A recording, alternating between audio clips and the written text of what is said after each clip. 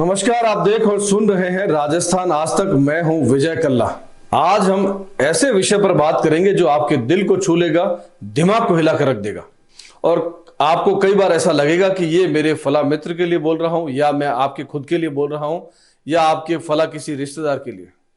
विषय बहुत गहरा और गंभीर है, लेकिन आमतौर पर लोगों का ध्यान कम जाता है। इससे पीड़ित वो लोग हैं जो माता पिता कहलाते हैं, माता पिता का दर्जा होता है। मैं ऐसे कई लोगों को जानता हूं और फेसबुक व्हाट्सएप पर भी देखता हूं कि बहुत सारे लोग अपने माता पिता का जन्मदिन मनाते हैं, उनके साथ केक काटते हैं और कहते हैं यही हमारी जन्नत है, यही स्वर्ग है, यही हमारे गुरु हैं। लेकिन सच्चाई यह है कि वो माता पिता से अलग रहते हैं, बरसों बरस उनसे बात नहीं करते, या यूं कह लीजिए पूरे साल बात नहीं करते, मात्र जन्मदिन मनाने के लिए उनके साथ आते हैं, माला पहनाते हैं, नाटक करते हैं, केक काटते हैं और भाग छूटते हैं। वो बूढ़े माता पिता खुद रोटी बनाकर खाते हैं, बहू और पोता पोती कहीं और रहते हैं। माता पिता के मरने के बाद घर के बाहर बड़े बड़े अक्षरों में लिखाते हैं मातृ कृपा, पितृ कृपा, और जब पितृ और मातृ जिंदा रहते हैं तब उन्हें पानी का एक लोटा नहीं पिलाते। ऐसे कई सारे निकम्मे बच्चे हैं। मैं भी कोई दूध का धुला, कोई बहुत भगवान का अवतार नहीं हूं, लेकिन इतना कमीना नहीं हूं कि अभी माता पिता को पानी चाय नहीं पिलाता और उनके जाने के बाद मैं फेसबुक व्हाट्सएप पर लिखूं कि मां के चरणों में स्वर्ग है, पिता के चरणों में स्वर्ग है, और अभी मैं उनकी सेवा नहीं करता। ऐसे सैकड़ों लोग हैं दुनिया में। गौर कीजिएगा मेरी बात पर, आप बहुत सारे लोगों को जानते हैं, उनमें से एक आध आप भी हो सकते हैं, कि माता पिता के पांव में स्वर्ग है, ये व्हाट्सएप फेसबुक पर खूब डालते हैं। लेकिन माता पिता से अलग होने के बाद उनसे मिलने कितनी बार गए थे? उनकी तबीयत खराब हुई तब अस्पताल कब ले गए थे आप? माता पिता जब आप पैदा हुए, जब बेटा पैदा होता है तो बड़े ढोल ताशे बजाए जाते हैं, थालियां बजाई जाती है, लड्डू बांटे जाते हैं और खुशियां मनाई जाती है, और लंबे समय तक लोग बधाइयां देते हैं कि आपके घर बेटा हुआ। जैसे जैसे बेटा बड़ा होता है, माता पिता को अपनी सुरक्षित जीवन महसूस होता है, अपना जीवन सुरक्षित लगता है कि अब हमें अगर बूढ़े हो गए तो अस्पताल ले जाना, सेवा करना, खाना खिलाना, कमा कर देना है, सब कुछ हमारा ही बेटा करेगा। अभी हम उसके लिए कर रहे हैं। 20, 22, 24, 26 साल तक माता पिता उससे प्यार करते हैं, उसको खूब खिलाते पिलाते हैं, खूब सम्मान करते हैं, उसकी पढ़ाई कराते हैं, उसके लिए लड़ते हैं, उसके लिए जीते हैं। उसको थोड़ा सा भी जुकाम बुखार होता है तो 10-20 डॉक्टरों को एक साथ दिखाने की कोशिश करते हैं। कई माता पिता इतने गरीब होते हैं कि एक डॉक्टर को देने की फीस नहीं होती, फिर भी वो 4 डॉक्टर को दिखाते हैं कि मेरा बेटा बीमार है। वही बेटा बड़ा होकर जब अधिकारी बनता है, व्यापारी बनता है, तब माता पिता से बात नहीं करता। वो उनको गरीब समझता है, छोटे समझता है, क्योंकि वो बड़े पद पर चला जाता है, वो बड़ा हो जाता है।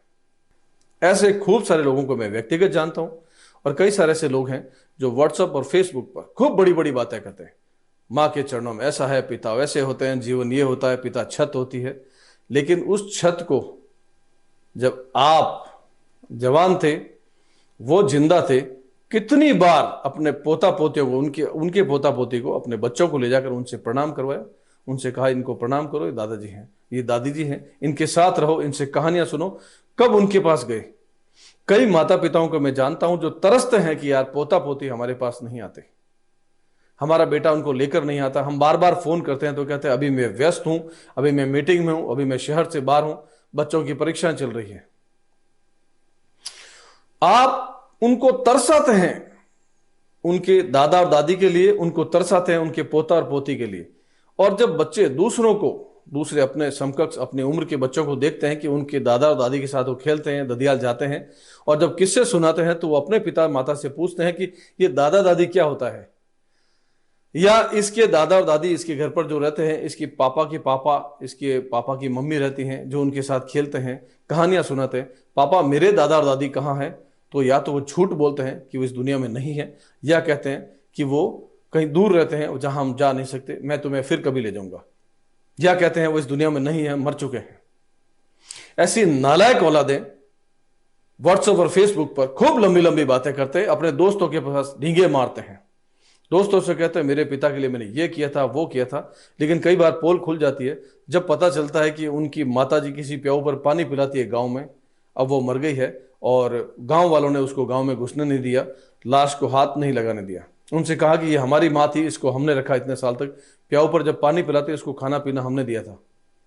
बेटा कलेक्टर बन गया, बेटा व्यापारी हो गया, बेटा डॉक्टर हो गया। ऐसे ढेर सारे मित्र होंगे, आपके आसपास के रिश्तेदार होंगे जो अपने माता पिता की अभी सेवा नहीं करते, लेकिन वो चाहते हैं कि बुढ़ापे में उनके बच्चे उनकी सेवा करें। घर के बाहर बड़े बड़े अक्षरों में लिखा था मातृ कृपा, पितृ कृपा। और जब पिता या माता जिंदा होते हैं तो उनके कमरे में एक पंखा नहीं लगाते, वो गर्मी से मर जाते हैं, पंखे हिला हिलाकर जिंदगी जीते हैं और वो बच्चे एसी में सो रहे होते हैं। और बेटा जैसा करता है बहू भी वैसा करने लगती है, क्योंकि उसको पता है कि मेरे माँ बाप नहीं है, अगर इनका बेटा इनसे प्यार नहीं करता, इनका सम्मान नहीं करता तो मैं क्यों करूं। और उन्हीं को देखकर उनके बच्चे अपने दादा और दादी से प्यार नहीं करते, दादा और दादी की सेवा नहीं करते, सम्मान नहीं करते, क्योंकि वो देखते हैं कि मम्मी और पापा वो जो सामने बूढ़ा बूढ़ी बैठे हैं उनका सम्मान नहीं करते, उनसे प्यार नहीं करते, तो फिर मैं क्यों करूं। बेटा नालायक होगा तो 100% बहू उसकी सेवा नहीं करेगी। ये कई घरों में ऐसा होता है, क्योंकि बहू को यह लगता है कि मेरे माता पिता नहीं है और जब इसको जरूरत नहीं तो मुझे क्यों।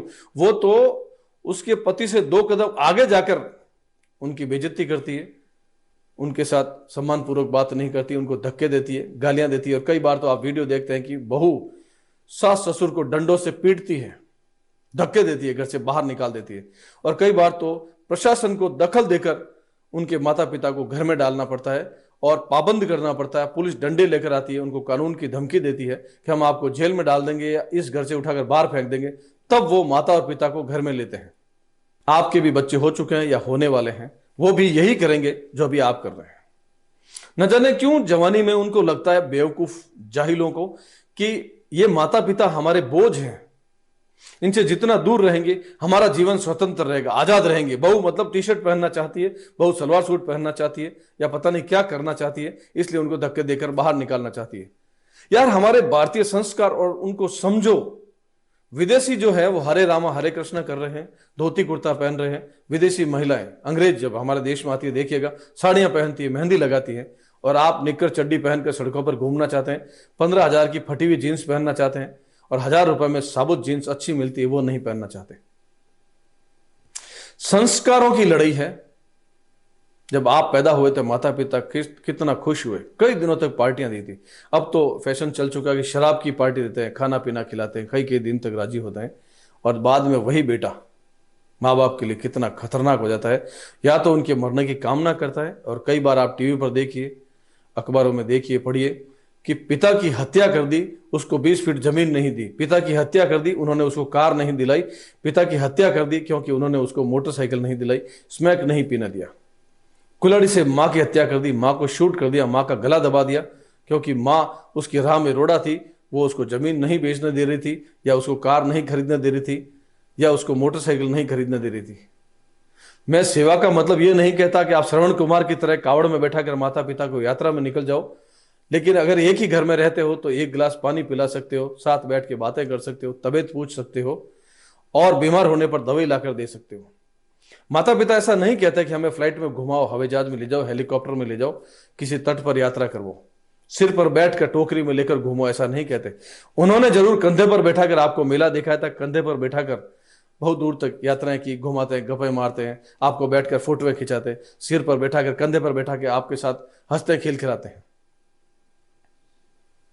तो ये जो माता पिता जिंदा है, इसी वक्त इनसे प्यार से बात कर लो, इनके साथ बैठ लो, और मरने के बाद नाटक के लिए घर के बाहर मत लिखाओ पितृ कृपा मातृ कृपा। हालांकि बहुत सारे ऐसे लोग हैं जो मातृ कृपा, गुरु कृपा या पितृ कृपा लिखाते हैं, वो वास्तव में माता पिता से खूब प्यार करते थे, सम्मान करते थे, जिंदा रहते तब भी प्यार करते थे, और उनके जाने के बाद आदरांजलि देने के लिए घर पर लिखाते हैं।